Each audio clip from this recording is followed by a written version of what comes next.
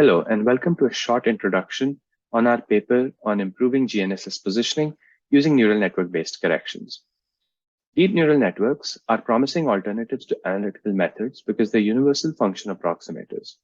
They model complex input-output relationships better than analytical methods and can approximate multi-model error sources like multipath and NLOS in GNSS measurements. However, they require large quantities of labeled data to learn the input-output mapping for their tasks like classification or curve fitting.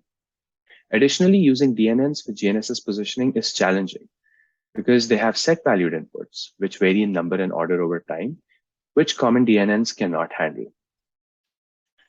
The GNSS inputs are also poorly conditioned. Satellite ECF coordinates vary from minus 20,200 to plus 20,200 kilometers in all three ECF coordinates, whereas satellite pseudorange measurements, while of the same magnitude, have significant variations of about 100 meters.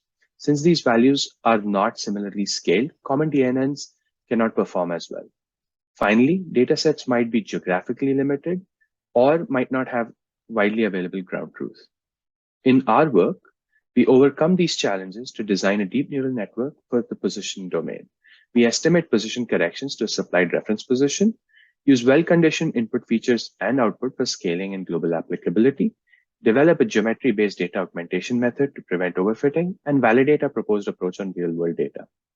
In our validation, we saw that the performance depends on the magnitude of randomness in the initial guess, with smaller magnitude resulting in smaller errors, and the network learning the magnitude of the largest corrections.